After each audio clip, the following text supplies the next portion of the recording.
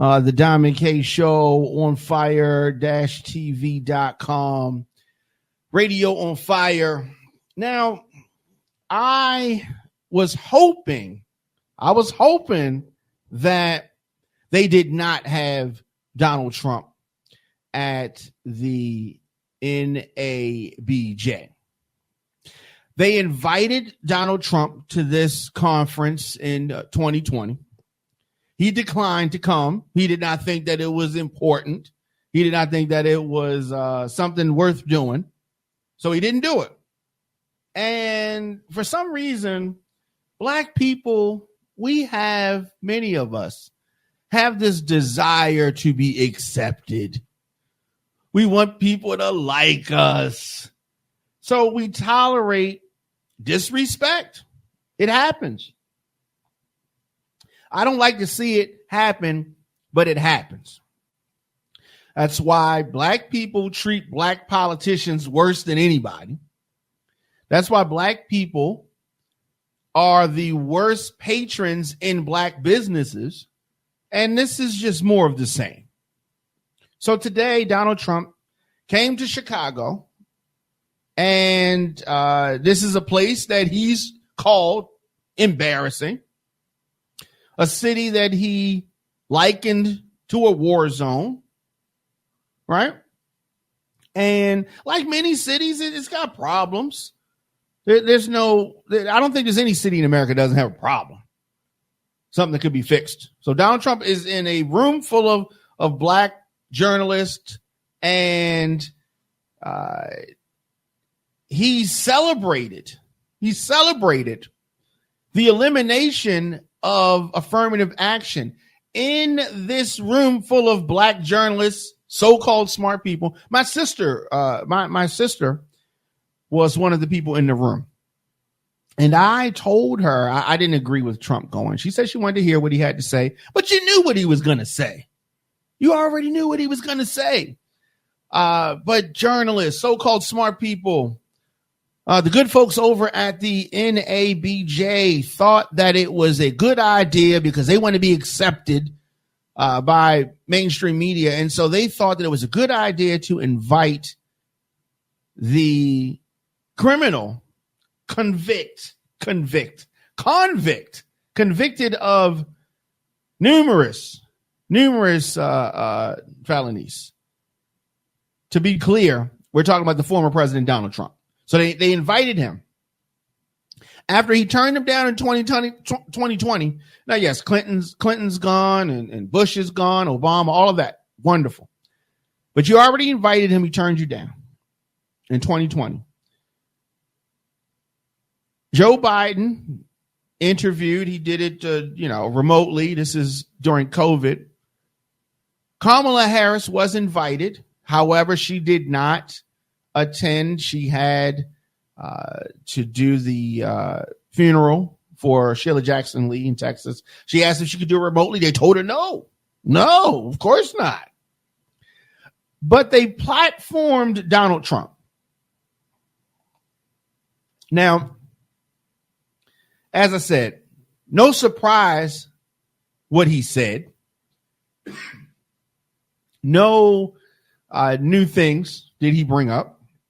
And evidently his hearing aid wasn't working that good because he tried to act like he couldn't hear things. Completely came on stage hostile, disrespectful, saying that they couldn't get their equipment to work right. They were starting late. Their equipment was faulty. He was trying to say, he's trying to say, you want colored people time? You want Black people time? That's what he's trying to say. And these journalists were not prepared to check him. So according to reports, they started late because the Trump team did not want them fact checking in real time. And he kept complaining that he couldn't hear, but the stream was fine. The mics were fine. Everybody that was watching could hear just fine. Now they were spread apart a little bit, And so he kept saying that the microphones, but that's not a microphone issue. That's a monitor. The speakers in the front. We have monitors here in the studio. So maybe he's saying that the monitors could be turned up. So he could have said that if that's what he was thinking. But he was trying to discredit the National Black Journalists, the conference. He was trying to, the National Association of Black Journalists. He was trying to discredit them. Now, I don't have any issue with the presidential campaign running and doing the things that they do. I have a very profound issue with the decision makers distracting from what is always a great event.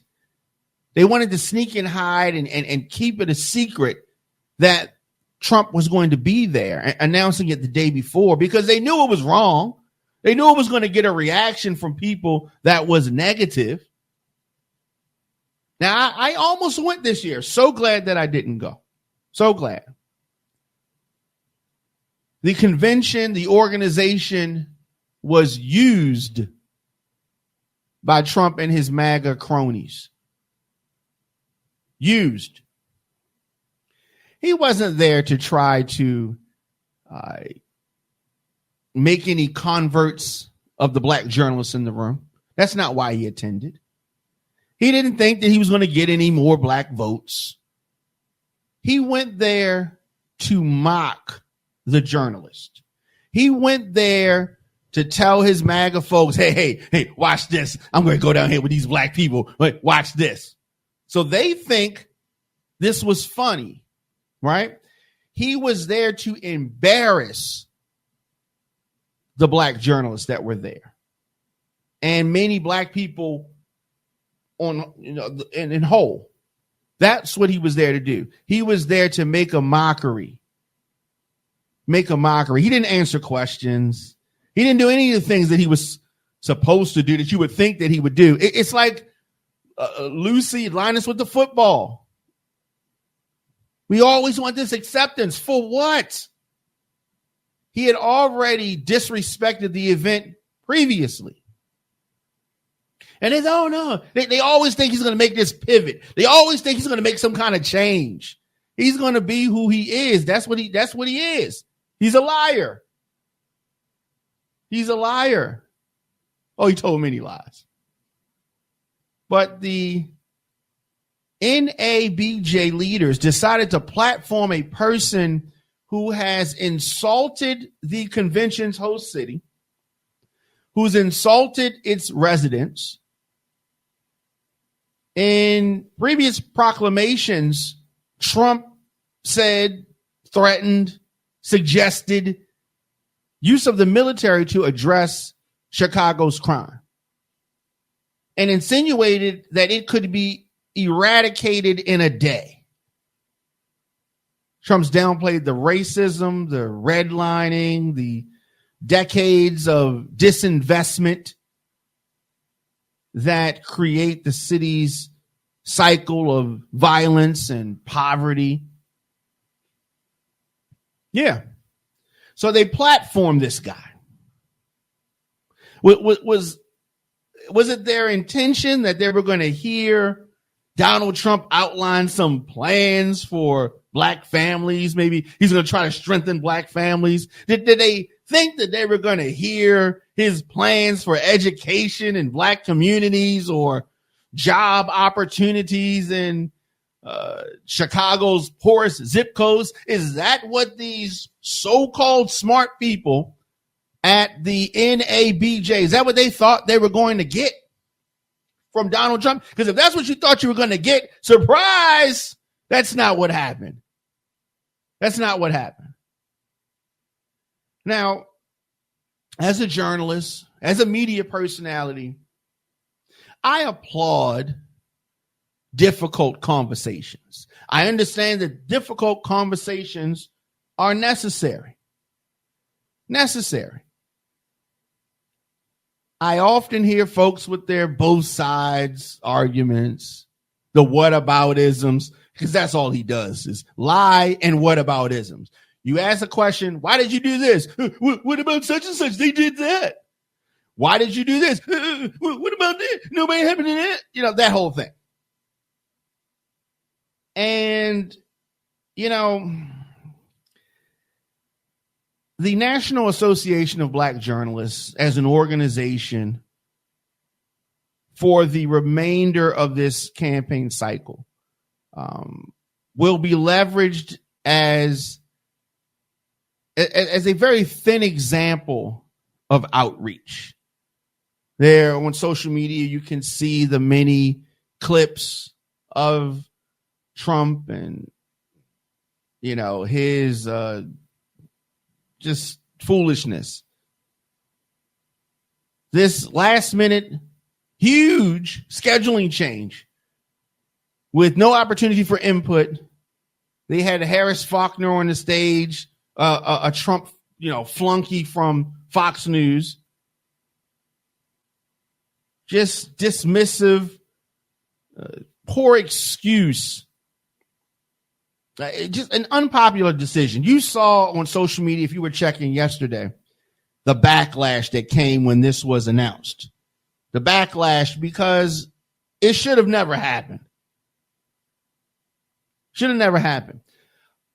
My sister almost got me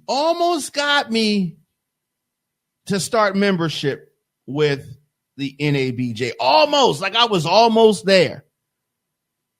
But no. Instead, I saved my money and did something else with it. I hope going forward, the good folks over at the NABJ do a better job of reading the room, understanding what you claim the convention is all about. Instead of platforming a completely unhinged 78-year-old, twice impeached,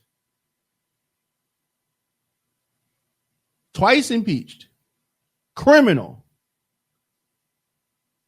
convict, and allow him to have a meltdown at your convention. Trump insulted the moderators, repeatedly lied, and melted down over the course of this interview. It's one of the worst interviews I've ever seen him participate in.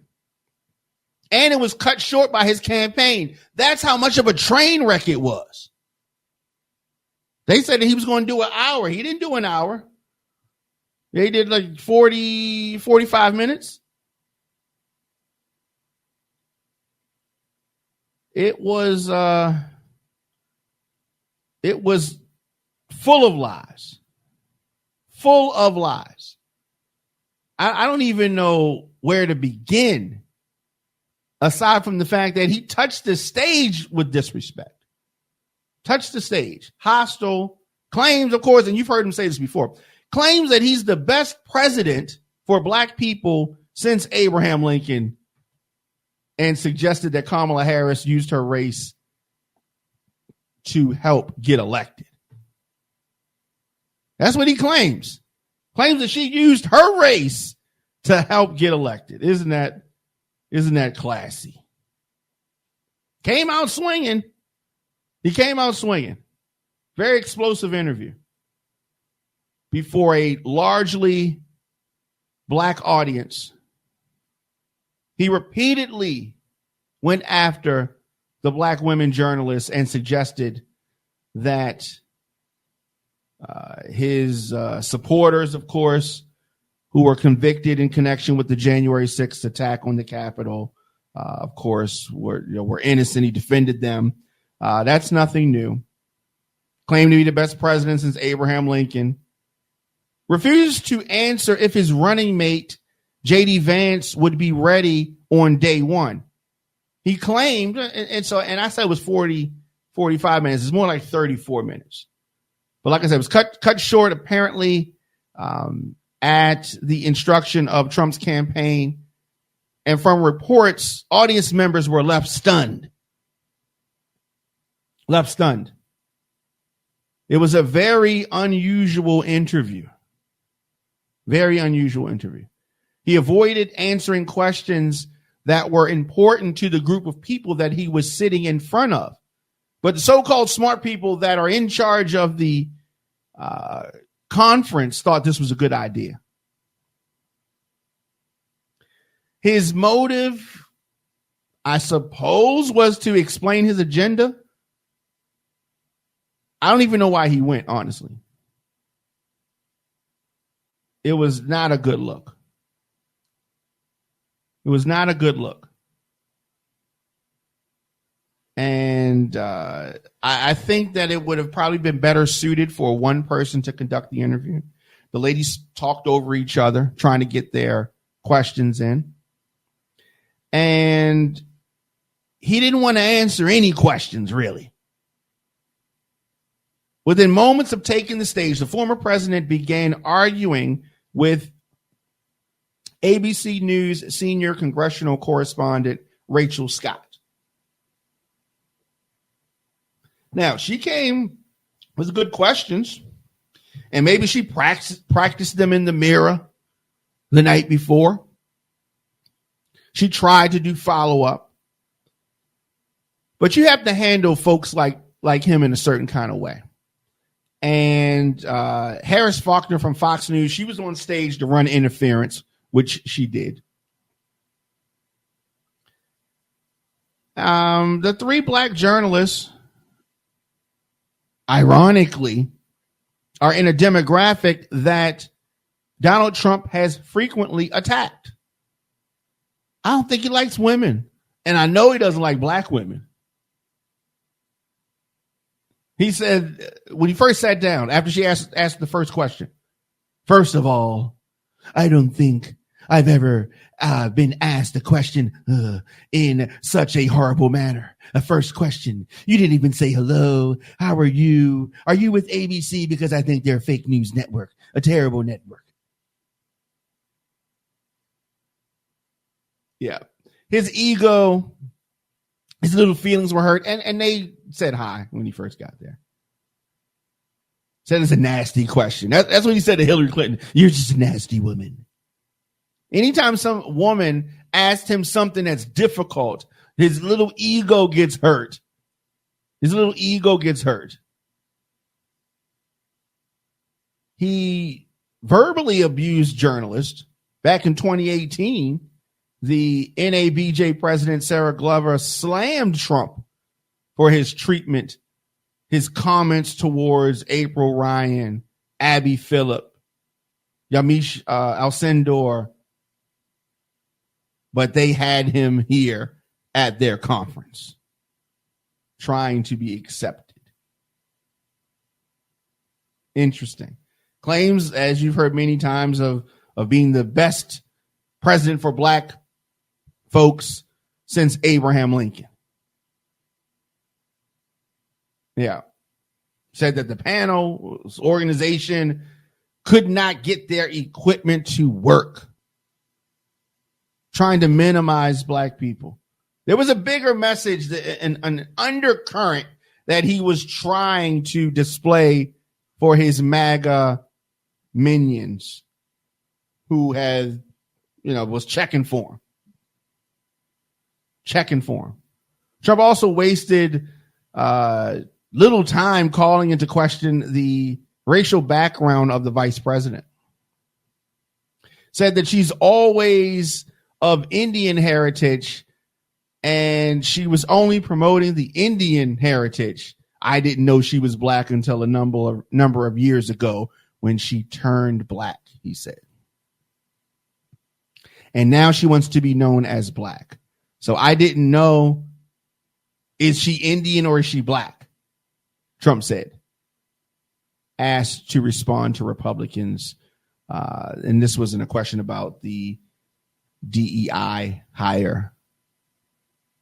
He asked the ABC correspondent what was DEI, what was her definition of it, and she said diversity, equity, and inclusion. And he said define that. Like he didn't even know what those words meant. And his hearing aid, his hearing is really going up because Everybody could hear just fine except for him. I mean, he is 78. My father's 75. He can hear better than Trump. So it was very disgraceful. He insulted those women and they couldn't fight back, really. He bullied them. And he's a nasty, disgusting individual. Disgusting. Doubled down on his stance. The black jobs comment, which is just ridiculous. He has a recent line of attack, him and his allies, talking about Kamala Harris as the border czar. Like she's solely responsible for the issue at the border. Kamala Harris in 2021, she was given a diplomatic mandate to help mitigate the root causes of migration to the U.S. from countries in Central America.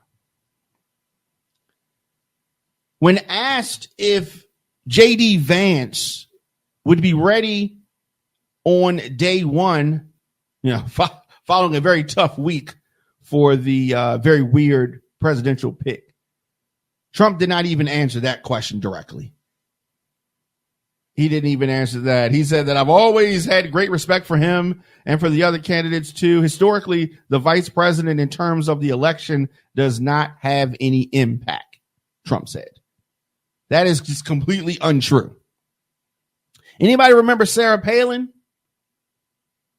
The vice presidential pick for Senator McCain? If McCain had picked a better vice president, that would have been a tougher fight against Barack Obama. Him picking the terrible Alaska governor, Sarah Palin, that affected things. Understand this. People want to have it both ways. The vice president is an important pick. Let's understand this. Joe Biden just stepped down from running. His vice president was in position to take over. If something happens to Joe Biden, God forbid, over the weekend, Kamala Harris is going to be the president. The vice presidential pick is critically important. It's the next person to the president. But this idiot Trump says that it doesn't have any impact. The reason why Kamala Harris is not going to pick somebody like Wes Moore or Gretchen Whitmer is because the vice presidential pick is critical. You pick the wrong person, it can lose everything for you. It's that important. It's that important. Just tuning in, it's your man Don McKay, of course, in here, the Don McKay Show. And you can support what we do if you're watching this. Hit the subscribe button if you're on YouTube. However you're listening to us, you can support the Don McKay Show and On Fire TV via paypal.me/Radio on Fire. Of course, on Cash App, to send your donations, $ The Diamond K Show. You can become a member today, get exclusive content, additional content on fire-tv.com/join. And contact me, of course, djdonmckay@gmail.com. So they tried to do this like a fireside chat. We're talking about the hostile Donald Trump taking the stage at the Black Journalists Conference, the NABJ. So this was billed as a fireside chat. And this was attended by more than 1,100 folks, waited more than an hour before the event got underway. It took place at the Hilton Chicago.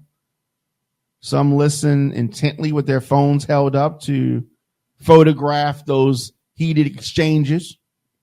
Some laughed, some groaned at Trump's ignorant and ridiculous comments about claiming not to know early on that Harris was black. So they're trying this thing now, Trump supporters, to say that Kamala Harris is not black. When you look at her, folks say black. That's what they say.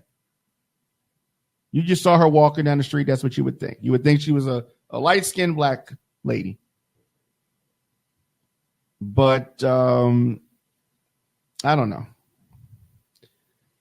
There was an interesting comment about Trump's age, that if Trump was reelected by the time his term ended, he'd be older than Joe Biden is now.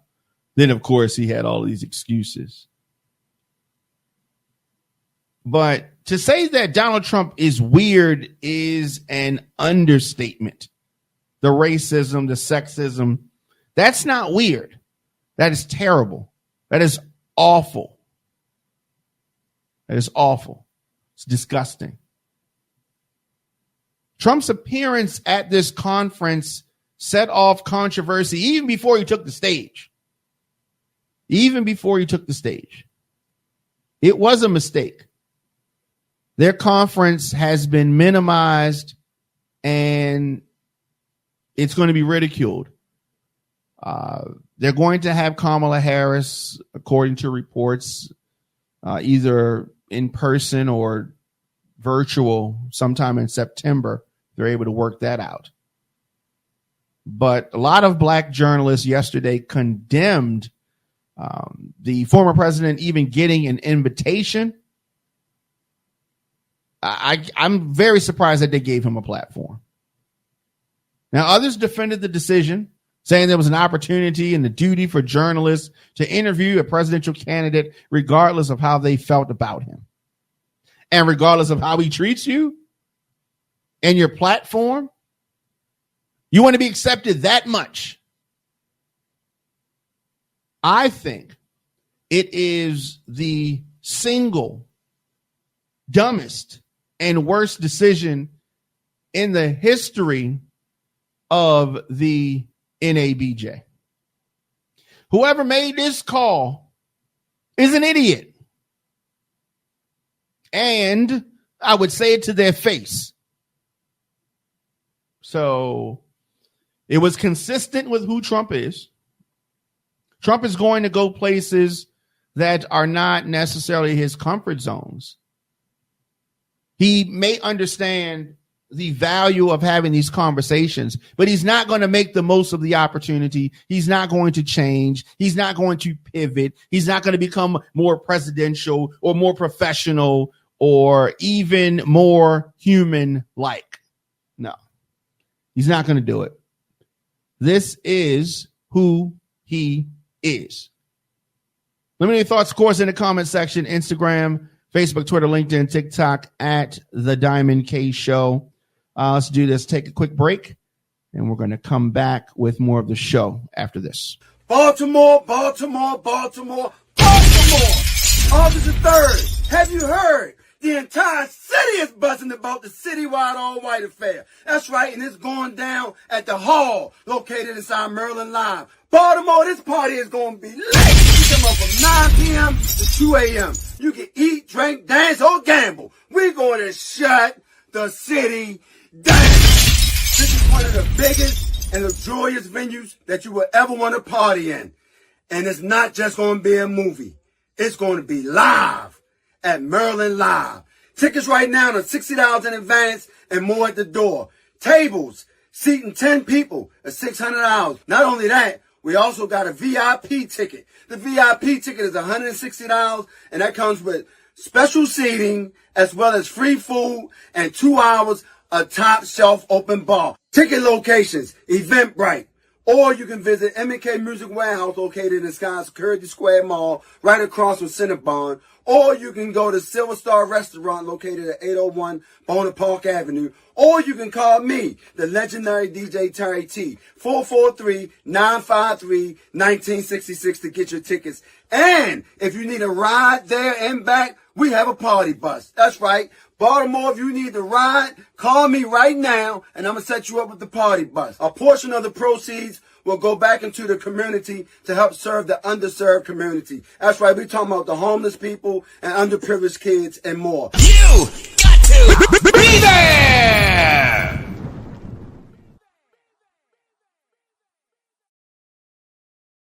Man, Diamond K in here, of course. The Diamond K Show. Definitely hit that subscribe button. Support what we do here. You can do that free. Just hit that subscribe button on youtube.com/DJ Diamond K. Of course, you can contact me. More information, booking info, etc. DJDiamondK@gmail.com. Of course, you can also advertise your product, service, or event with On Fire TV. Sponsorship can include on-air mentions, social media posts, digital commercials with links to your product. All of that kind of stuff. Visit onfire-tv.com for more info on that. Also, this Saturday, you heard we're going to be at the All White Affair. That is going to be a lot of fun. That's an annual event, so I'm looking forward to that. And Kamala Harris drew her largest crowd yet at the Atlanta rally that she had yesterday. The presumptive Democratic presidential nominee said that her path to the White House runs through Georgia. That might be true. That is definitely a major spot for Democrats. So she drew her largest crowd as the party's nominee during a energetic, a boisterous rally in Atlanta, where she contrasted her prosecutorial background with Donald Trump's criminal record. And, she had enthusiasm on full display. Many folks online are talking about the fact that my girl Megan Thee Stallion was there. Have you seen some of the doom and gloom and some of the folks that perform at Trump's rallies? Yes. Different type of energy. Thousands packed a downtown arena for a only in Atlanta mix of fiery political stump speeches and high energy hip hop.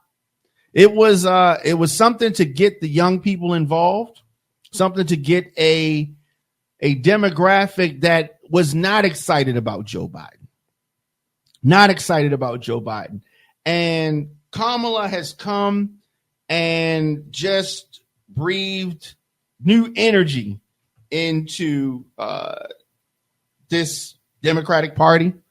The convention is a few weeks away. She issued a debate challenge. Of course, Trump is scared and shook. Why is Donald Trump scared to debate Kamala Harris? I say that he's going to debate her. He wants to push it off. And after the debacle today, the way he disrespected the journalists, the way he talked about Kamala Harris, he thinks she passed her law test, talking about the bar exam. Maybe she did, maybe she didn't. She passed the test. Man, she took it twice. It's a difficult test. Difficult test. Donald Trump can't pass the bar. Donald Trump has his grades, his high school grades, his college grades locked down. He doesn't want anybody to see him. If his grades were really good, believe me, an egomaniac like him would be happy to show him. But they're locked down because they are piss poor. That's why he doesn't want anybody to see him. That is exactly why. So the rally that she had in Georgia was a good rally.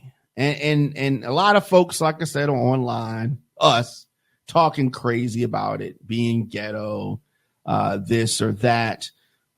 But this was her first major campaign event since she's been the presumptive Democratic nominee. The vibes are improving. She is delivering good speeches. It's just been 10 days since President Biden withdrew from the race. 10 days. So in Georgia, she had that first bona fide campaign event since she took control of the ticket. was like a homecoming rally. Stacey Abrams, John Ossoff, Senator Warnock, of course, Meg Thee Stallion had, did her thing. Quavo, the Migos, introduced the vice president. There was a lot. There was a lot going on. There were a lot of decisions made that Joe Biden would not have made. And that's fine. This is Kamala Harris's thing right now. Win, lose, or draw, that's what it is. She's owning it, and I think that is good. Now, I've lived in Atlanta for many years, and for all the excitement, for all the energy, and there's an endless supply of it in Atlanta, some of the attendees are still reeling from the political whiplash of the last few weeks. A few weeks ago, Biden was the candidate and everybody was depressed, sad, down on their luck after that debate performance. And he tried to bounce back, couldn't work, didn't work. Tried this, tried that, catches COVID, decides to turn it over to the next generation. And now it is on and popping. Young people are engaged. Young people have a candidate that they feel they can relate to, a younger candidate. Kamala Harris, for her part, is not shying away from her history as a prosecutor, as a district attorney, as an attorney general. On stage in Atlanta, she led with what has become her signature line. In those roles, I took on perpetrators of all kinds, predators who abused women, fraudsters who ripped off customers, cheaters who broke the rules for their own gain. So hear me when I say I know Donald Trump's type. Yep, that's what she's saying. She has improved tremendously in the 3.5 to 4 years since she ran for president initially, and then, dropping out. Biden, with Kamala Harris's help, won Georgia in 2020. But it is an even heavier lift 4 years later. Much heavier lift. She launched her own campaign in Atlanta, the Harris campaign, sending a clear signal. They intend to compete everywhere, including in states that seemed 2 weeks ago to be slipping out of their hands. Expect the Kamala Harris train, they say the brat train, to come through. According to the campaign, more than 7,500 folks have signed up to volunteer in Georgia in the last week alone. In a call with reporters ahead of the launch, a Georgia state director for Harris's campaign reported that they've hired more than 170 staffers across 24 offices around the state of Georgia. The largest in-state operation of a Democratic presidential campaign, she said, ever. When she touched down in Atlanta on Tuesday afternoon, it was the 6th time President Harris has traveled to Georgia this year and her 15th trip since taking office in 2020. She said that she is very clear that the path to the White House runs through the state of Georgia. So expect to see a lot more from VP Harris. What's going on, Frankie? A lot more from VP Harris. I'm excited about what she's doing. I think that Biden had a 50-50 chance. After that debate performance, maybe went down to 45. But Kamala is looking real good in this race against Trump. Things have changed. Things have changed. Is Trump going to debate Kamala? I say yes. I say yes. But understand this. He is scared. Okay. He is scared. Kamala Harris released a statement saying that she will be attending the September 10th debate that Donald Trump previously agreed to and is now backpedaling on. Kamala said that she will be there on September the 10th. We will see if Trump shows. He ain't going to show. I think they're going to debate, but I think it's going to be after September the 10th. Now, at this point in time, she will already be the nominee. It's going to be after the Democratic convention. He should show up. But we'll see. I don't see how he gets through this entire election without the debate, though. I don't see how. There are a lot of differences between these two. Donald Trump, of course, light on the issues.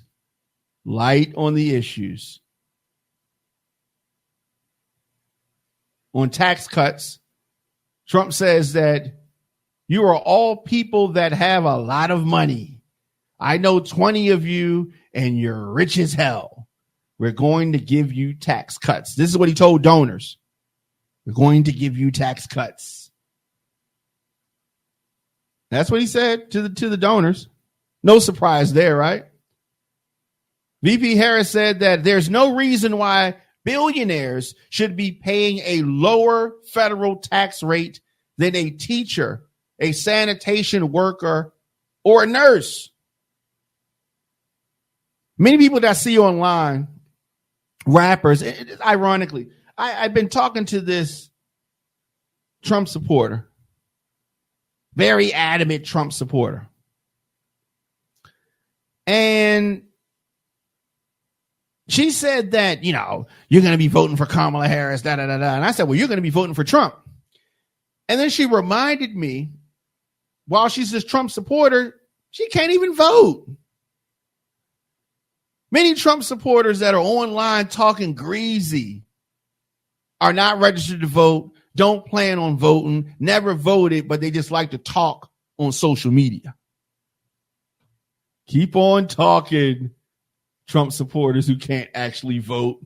Keep on talking. Let me know your thoughts in the comment section, of course, Instagram, Facebook, Twitter, LinkedIn, TikTok, at The Diamond K Show. Of course, onfire-tv.com is where you go. We're going to be at the All White Affair, DJ Terry T Productions, coming from Maryland live on Saturday. Definitely subscribe on youtube.com/DJ Diamond K.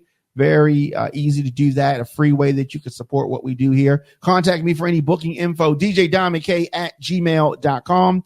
You can advertise your product, service, or event with OnFire-TV. Sponsorship can include on-air mentions, digital commercials, social media posts, a lot of stuff. Hit me up and we can definitely make that happen. Also, links to your products. I'm going to be back here tomorrow, of course, like I said, on YouTube, djdiamondk@gmail.com. You can also support the Diamond K Show and On Fire TV via paypal.me/radio on fire. On Cash App, you want to send a donation, it is $ the Diamond K Show. You can become a member today, onfire-tv.com/join to do that. And we got a lot of things going on this weekend. It's going to be a lot of things going on this weekend. So I will see you guys tomorrow. Definitely let me know your thoughts, because there's a lot of things going on, right? There's a lot of things going on, and of course we want to talk about all of those things. So I'll be back here tomorrow. Definitely thanks for listening and watching. See you guys tomorrow. Who's running this club? The Diamond K, Diamond K, Diamond. Who's running this club? The Diamond K, Diamond K, Diamond, Diamond K, Diamond K, Diamond.